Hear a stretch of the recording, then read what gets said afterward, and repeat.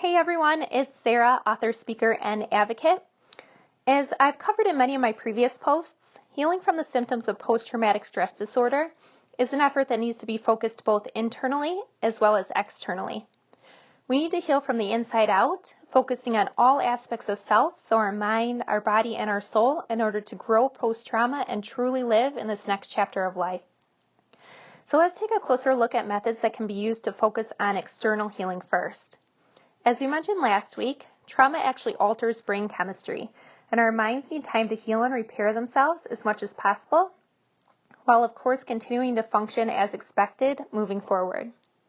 And our hearts are now more susceptible to injury, unfortunately, so we need to practice methods of maintaining cardiovascular health and keeping high levels of stress at bay in this new chapter. It is important to eat foods that are especially beneficial to the heart and mind, as we mentioned last week, and to also take natural supplements to regulate mood.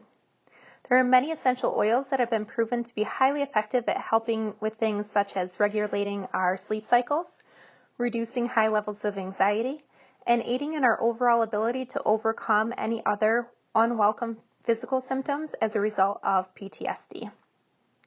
Many therapists will also suggest selective serotonin reuptake inhibitors, or SSRIs. These are used to ease symptoms of depression traditionally, and they also help keep especially distressing feelings from continuing to disrupt our health. Of course, it's equally as important to heal internally. We need to relearn to live mentally and emotionally, which means that we need to be able to process emotions in a healthy way again. And we need to feel positive feelings again, genuinely feel these feelings. Some of the ways that we can help ourselves with emotional regulation include regular exercise routines, yoga classes, practicing meditation and journaling, perhaps signing up for hypnosis, or just humor. So when they said laughter really is the best medicine, that is the case. Laughing actually induces serotonin and endorphins in the body, and it releases dopamine in the brain. So it helps us to feel happy. And in order to focus on internal healing, we should practice mindfulness techniques daily. So we need to remember that we cannot help what happened to us in the past, and we cannot change it, but we can refuse to live there any longer. So we cannot choose to linger in these circumstances and let them define us. We must move past our past. And we must remove ourselves from the way things used to be and focus solely on the present. This is where we are right now, and we can use mindfulness techniques to help with this.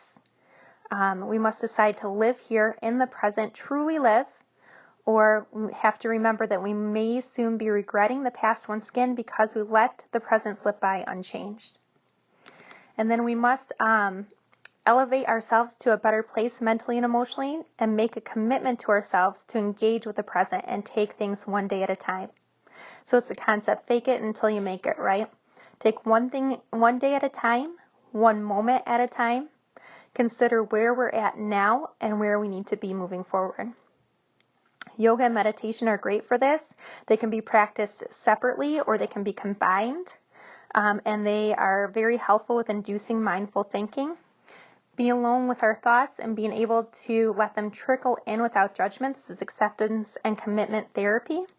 So we have a solid understanding of where we're at in our journey is critical for grasping where we need to go moving forward. So what we need to continue to do to heal. Other forms of exercise are really great for releasing feel-good endorphins and dopamine in the body. Exercise boosts energy and is great for brain and heart health as well. So basically, healing from trauma, it takes a very concerted effort to heal both internally and externally, so full mind, body, and soul healing. And all too often, survivors feel unworthy. So they feel like they're not worth the steps necessary to take their lives, and they continue to allow themselves to be trapped mentally in a situation that they were physically able to escape from. And this happens time and again until the present slips into the past, and pretty soon it becomes hard to deal with, just as it always has been, because Obviously living with constant feelings of failure, guilt, and regret will continue to make us live in this constant state of negativity. Remember that today is worth fighting for, so we must focus on healing both internally and externally moving forward in order to have a full recovery, and we need to remember that we're worth it. A better life awaits. Thanks.